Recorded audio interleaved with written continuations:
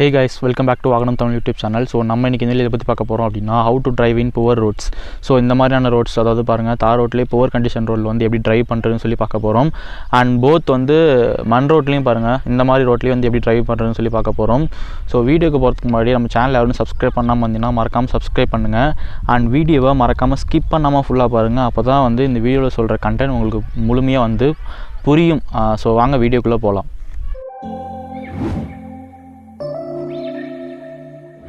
So guys first of all இந்த மாதிரியான poor condition ரோடில் வந்து நீங்கள் ட்ரைவ் பண்ணுறப்ப ஒரு சில விஷயங்கள் வந்து நீங்கள் ஞாபகம் வச்சுக்கணும். ஸோ வந்து ரொம்பவே முக்கியமான பேராமீட்டர்ஸ் என்ன அப்படின்னா இந்த ஆக்சிலேஷன். ஸோ இந்த மாதிரியான புவர் ரோட்ஸில் வந்து ஆக்சிலேஷன் எப்படி பண்ணணும் அண்ட் இந்த மாதிரியான புவர் ரோட்ஸில் வந்து பிரேக்கிங் வந்து எப்படி இருக்கணும்.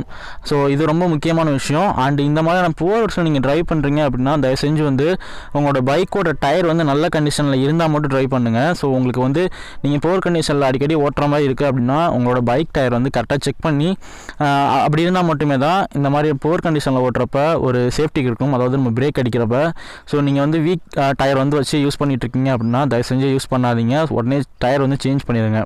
அண்ட் இந்த மாதிரியான புவர் கண்டிஷன் ரோட்டில் வந்து நம்ம அடிக்கடி வந்து பைக் ஓட்டுறப்பையும் பார்த்தீங்க அப்படின்னா பைக்கோட டயரோட லைஃப் பார்த்தீங்க அப்படின்னா ரொம்பவே சீக்கிரமாக வந்து போயிடும். ஸோ அடிக்கடி டயர் வந்து சேஞ்ச் பண்ணுற மாதிரி இருக்கும். ஸோ அது ஒரு முக்கியமான விஷயம். கைஸ் ரெண்டு விஷயம் முக்கியமான விஷயம் என்ன அப்படின்னா நம்மளோட நார்மல் சர்ஃபேஸ் ரோட்டில் ஓட்டுறதுக்கும் அதாவது நார்மல் நல்லா பிளைன் ரோட்டில் ஓட்டுறதுக்கும் இந்த மாதிரியான புவர் கண்டிஷன் ரோட்டில் ஓட்டுறதுக்குமே நிறைய டிஃப்ரென்ஸ் இருக்குது. ஸோ ரெண்டையுமே நீங்கள் வந்து ஒன்று நினச்சி ஒரே மாதிரி ட்ரைவ் பண்ணிங்க அப்படின்னா அது கீழே விழுந்து பெரிய ஆபத்தில் தான் போய் முடியும். ஃபார் எக்ஸாம்பிளுக்கு வந்து நம்ம நார்மல் ரோட்டில் வந்து ஒரு 40 to 50 km/h போயிட்டு நம்ம ஸ்பீடில் போயிட்டு நம்ம பிரேக் அடிக்கிறோன்னா கூட பைக் வந்து நின்றும், எந்த பிரச்சனையுமே இல்லை. ஸோ இந்த மாதிரியான மண் ரோட்லேயும் சரி இல்லை இந்த மாதிரியான புவர் ரோட்ஸ்லேயும் சரி ஒரு 40 to 50 km/h போயிட்டு நம்ம பிரேக் அடித்தோம் அப்படின்னா கண்டிப்பாக ஸ்கிட்டாகி கீழே வந்துடும். அது நீங்கள் வந்து ட்ரம் பிரேக்காக இருந்தாலும் சரி ஏபிஎஸ் இருந்தாலும் சரி எந்த பிரேக்காக இருந்தாலும் சரி டயரில் ஒரு கிரிப் இருக்காது. ஸோ நம்ம பிரேக் அடிக்கிறோம் அப்படின்னா டயரில் கிரிப் இருந்தால் மட்டுமே தான் பைக் நிற்கும். ஸோ இந்த மாதிரியான சர்ஃபேஸில் பாருங்கள் சுத்தமாக வந்து கிரிப்பேங்கிறதே சுத்தமாக இருக்காது. என்ன தான் புது டயராக இருந்தாலும் என்ன தான் பட்டன் டயரில் இருந்தாலுமே கிரிப் இருக்காது. ஸோ முடிஞ்ச அளவுக்கு வந்து ஸ்பீடு வந்து கம்மியாக அதாவது ஒரு 40 km/h உள்ளே வந்து நீங்கள் போகிற மாதிரி பார்த்துக்கோங்க. இந்த மாதிரியான மண் ரோட்லேயும் சரி ஸோ இந்த மாதிரியான தார் ரோட்டில் வந்து புவர் கண்டிஷனில் இருக்கிற ரோட்லேயும் சரி நீங்கள் எப்போ ஓட்டினாலுமே ஒரு 40க்குள்ளே நீங்கள் மெயின்டைன் பண்ணுறீங்க அப்படின்னா உங்களுக்கு வந்து ஏன்னா இந்த மாதிரி அந்த புவர் கண்டிஷன் ரோட்டில் போகிற மாதிரி அடிக்கடி பிரேக் அடித்து போகிற மாதிரி இருக்கும். நம்ம நார்மல் ரோட்டில் போகிற மாதிரி ஃபுல் ஸ்பீடில் போகவே முடியாது. ஸோ அடிக்கடி பாருங்கள் இந்த மாதிரியான பள்ளம் இருக்கும். ஸோ அதனால் பிரேக் அடித்து போகிற மாதிரி இருக்கும். ஸோ முடிஞ்ச வர 40க்குள்ளே ஓட்டுறப்ப உங்களுக்கு எந்த பிரச்சனையும் வராது. நீங்கள் பிரேக் அடிக்கிறதுக்கும் ஈஸியாக இருக்கும். ஸ்கிட் ஆகும் வாய்ப்பு இல்லை. ஸோ வந்து நம்ம எப்படி ப்ராக்டிக்கலாக சொல்லி பண்ணி பார்ப்போம் வாங்க. ஸோ வண்டி ஸ்டார்ட் பண்ணிக்கலாம்.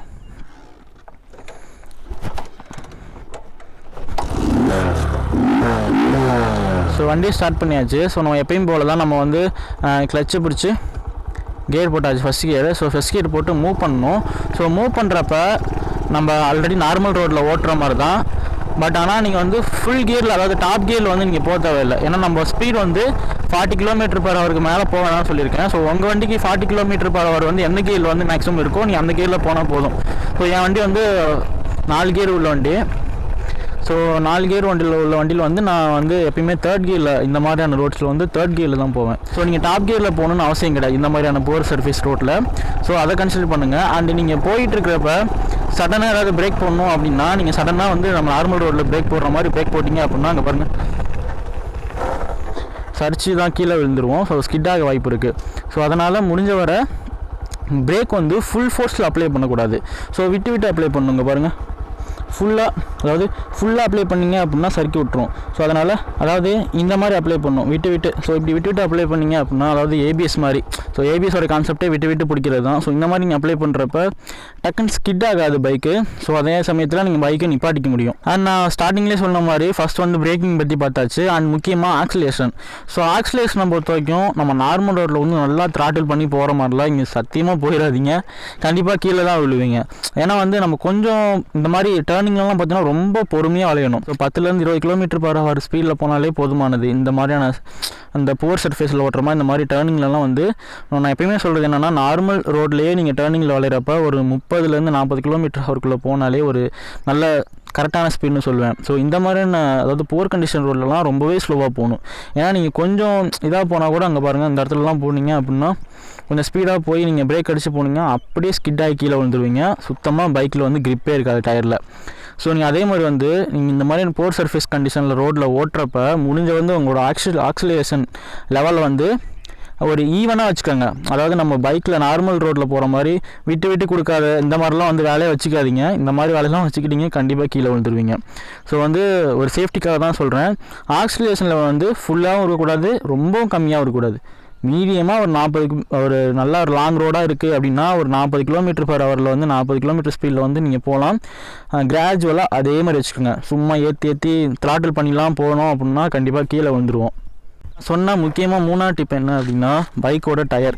ஸோ பைக்கோட டயரை பொறுத்த வரைக்கும் பாருங்கள். ஸோ என்னோடய பைக்கில் பாருங்கள் டயர் வந்து சுத்தமாக இல்லை, பட்டனே இல்லை. ஸோ நான் வந்து அடிக்கடி வந்து இந்த மாதிரியான போர் சர்ஃபேஸ் ரோட்டில் ஓட்ட மாட்டேன். ஸோ நான் டயர் மாற்றணும்.